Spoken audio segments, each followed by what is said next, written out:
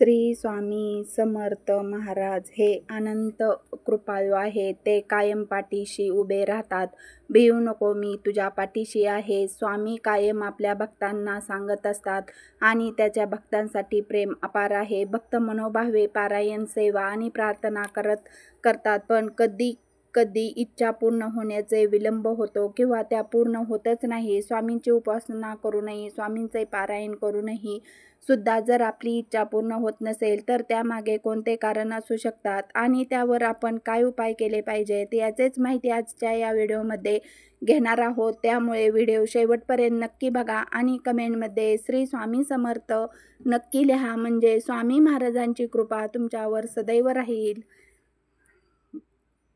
आपली एखादी मनोकामना पूर्ण होण्यासाठी, आपले अडकलेले काम मार्गी लागण्यासाठी आपण स्वामींची अनेक प्रकारे उपासना करत असतो. जसे की एखादे व्रत करतो किंवा पारायण करतो. फक्त पारायण करणे पुरेसे नाही, पूर्ण श्रद्धा आणि समर्पणाने स्वामींवर विश्वास ठेवायला हवा. आपली इच्छा स्वामींनी पूर्ण कराव्यात असा हट्ट न ठेवता जे माझ्यासाठी योग्य आहे ते स्वामी देतील अशी भावना ठेवली पाहिजे. आजकाल अनेक लोक यूट्यूबवर बघून स्वामींची सेवा करतात, पारायण करतात. हेही नक्कीच चांगले आहे, पण खरी श्रद्धा ही या गोष्टी पलीकडची असते. सेवा करणे सोपे आहे, पण संकटाच्या वेळी श्रद्धा टिकवणे हेही कठीण आहे.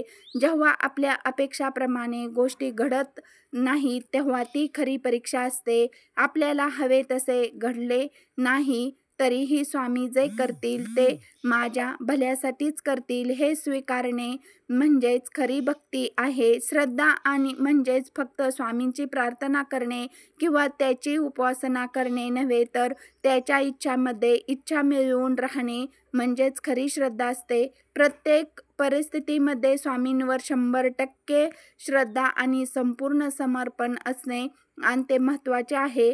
काही लोक पारायण तर करतात, पण मनामध्ये शंका ठेवतात की स्वामी माझे हे काम करतील का, असा नकारात्मक विचार करण्यापेक्षा स्वामींच्या लीलेवर संपूर्ण विश्वास ठेवावा. त्यांना कधीच कोणत्याही भक्ताला निराश केले नाही. त्यामुळे इच्छा पूर्ण करण्यासाठी हट्ट न करता स्वामी मला जे योग्य आहे तेच देतील या भावनेने उपासना करावी. आपण स्वामींची जी काही सेवा करतो ती स्वच्छ मनाने करतो, काही निष्कपट सेवा करतो हा हे तपासणे महत्त्वाचे आहे. आपल्या मनामध्ये राग, लोभ, अहंकार, दोष, मत्सर असे दोष असेल तर इच्छा पूर्ण होण्यासाठी वेळ लागतो. कधी लोक पारायण करतात, पण मनाने कोणाला तरी त्रास देत असतात, कोणाला तरी अपशब्द बोलत असतात, दुसऱ्यांचे वाईट चिंतत असतात, तर हे स्वामींना मान्य नाही. स्वामी निष्कपट सेवा अंत्यप्रिय आहे. स्वामींच्या कृपेसाठी आपण परोपकारी, दान, धर्म किंवा चांगले कर्म करत आहात का हे तपासून बघावे. जसे आपण इतरांना आनंद देऊ तसेच आपल्यालाही स्वामींची कृपा मिळेल. स्वामी आपल्या भक्तांशी परीक्षा घेतात का, तर हो, स्वामी आपल्या श्रद्धेचे परीक्षा नक्कीच घेतात. आपण खरोखर श्रद्धेने आणि धैर्याने त्यांच्या मार्गावर आहोत का हे पाहण्यासाठी कधी आपली इच्छा उशिरा पूर्ण करतात. काही भक्तांना लगेच कृपा मिळते तर काहींना वेळ लागतो. हेच खरी परीक्षेची वेळ असते. स्वामींनी आपली जबाबदारी घेतलेली आहे, तर योग्य वेळ आली की ते कृपा करणारच. म्हणून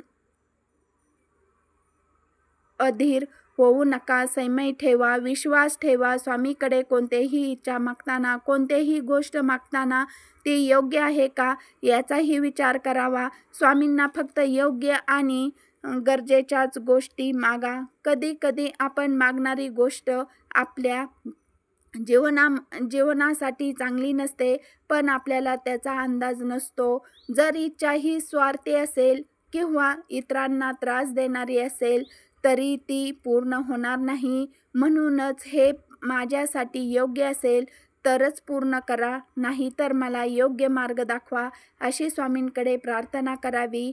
स्वामींनी आपल्यावर लवकर कृपा करावी यासाठी स्वामींचे अंत्य सोपी पण तितकीच प्रभावी सेवा म्हणजेच त्याचे नामस्मरण करण्याचे सुरुवात करा. चालता बोलता उठता बसता काम करत असताना श्री स्वामी अंत्य सोपी आणि तितकीच प्रभावी सेवा म्हणजे नामस्मरण करण्याचे सुरुवात करा. चालता बोलता उठता बसता करत असताना श्री स्वामी समर्थ या मंत्राचे मनातले मनात जप करावा. नामस्मरण अनेक भक्तांचे आयुष्य बदललेले आहे. स्वतः स्वामींनी नामस्मरण करा असा उपदेश केलेला आहे. स्वामींचा जप मनापासून केला तरी कोणत्याही गोष्टी अशक्य नाही. स्वामींकडे कधीही काही मागताना स्वामींच्या इच्छानुसार विचार ठेवा. कधी कधी आपण काहीतरी मागत असतो पण स्वामी त्याहून मोठी कृपा करतात, म्हणून स्वामींच्या इच्छेला समर्पित करा. कधी कधी पूर्वी संचित कर्म किंवा साध्या परिस्थितीत कर्म इच्छा पूर्ण होणार प्रभावी टाकतात. जर आपण कर्म चांगले नसेल तर स्वामींनी कृपा करण्यासाठी थोडा वेळ लागू शकतो. म्हणून सत्कर्म करा, इतरांना मदत करा आणि आपली वागणूक चांगली ठेवा. सकारात्मक स्वामींची कृपा अधिक वेगाने होते. कधी कधी आपली सेवा उपासना हे आपले पूर्वीचे दोष घालवण्यासाठी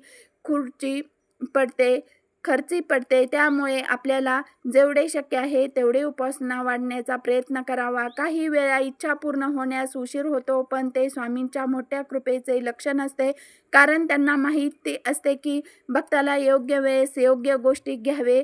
म्हणूनच स्वामींवर संपूर्ण विश्वास ठेवून आपले कार्य करत राहा. आपली इच्छा पूर्ण होते नसेल तर स्वामींवर विश्वास ठेवा आणि सत्कर्म विचार ठेवा. प्रत्येक परिस्थितीमध्ये हे माझ्या भल्यासाठीच घडत आहे असा विश्वास असावा. नकारात्मक विचार करून आपण निराशाचे होऊ शकतो. त्यामुळे स्वामींवर श्रद्धा ठेवून पुढे जाणे अधिक महत्त्वाचे आहे.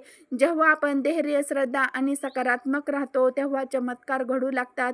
स्वामींनी आपल्यासाठी काहीतरी चांगले राखून ठेवले आहे असे मानून आनंद राहावे. तुमची इच्छा पूर्ण झाली नाही, काम झाले नाही तर स्वामींवर नाराज होऊ नका. उलट त्यांच्या समोर बसा, त्यांच्याशी बोला, त्या परिस्थितीचा सामना करण्यासाठी बळ द्या अशी प्रार्थना महाराजांकडे करा. स्वामींनी निस्वार्थ भावनेने बोला, स्वामी मला योग्य मार्ग दाखवा, मला धैर्य द्या आणि माझ्या मनातील शंका दूर करा. काही वेळा इच्छा पूर्ण होत नाहीत पण त्याऐवजी स्वामी आपल्याला सहनशक्ती, समजूतदारपणा आणि आपल्या जीवनाला योग्य दिशा देतात. तुम्ही स्वतः या गोष्टीचा विचार करा की कधी कधी इच्छापूर्तीचे स्वामींची कृपा आणि मानसिक शांती मिळणे अधिक महत्त्वाचे असे. अनेक लोक स्वामींचे भक्त करतात, पारायण करतात, सेवा करतात, पण जेवढे त्याची इच्छा पूर्ण होत नाही तेव्हा ती नाराज होतात. काही लोक इतके रागवतात, इतके निराश होतात की सेवा सोडून देतात, स्वामींच्या नावाने दोष देतात आणि विश्वास कमावतात. हीच वेळ असते आपल्याला परीक्षेचे, कारण श्रद्धा असते तोपर्यंत भक्ती सोपी वाटते, पण खरी श्रद्धा तेव्हाच सिद्ध होते जेव्हा गोष्टी आपल्या इच्छाप्रमाणे घडत नाहीत.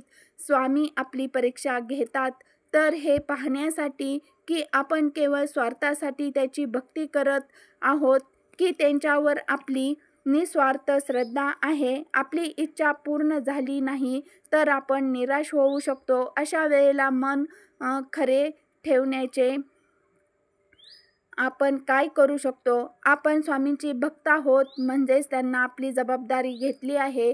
जर गोष्ट उशिरा मिळत असेल तर ती आपल्या भल्यासाठीच आहे असे समजून शांत राहा. माझ्या इच्छापेक्षा स्वामींनी ठरवलेले योजना अधिक चांगली असेल असा विचार करा. जेव्हा आपण इच्छेच्या गुलामगिरीतून बाहेर पडतो तेव्हाच आपल्याला खरे समाधान मिळते. स्वामींनी आपली इच्छा पूर्ण केली नाही तरी स्वामीचरणी एकनिष्ठ राहा. स्वामींची कथा वाचा, त्यांचा व्हिडिओ बघा, त्यांच्या भक्ताचे अनुभव ऐका. यामुळे आपण सकारात्मक बनू आणि स्वामींवरचा विश्वास अधिक घट्ट होईल. श्री स्वामी समर्थ या मंत्राचा जप करा, ध्यान करा. याने नकारात्मक विचार दूर होतील, आपले मन शांत राहील आणि आपले योग्य विचार सुचतील. प्रत्येक गोष्टीला एक योग्य वेळ ठरलेली असते.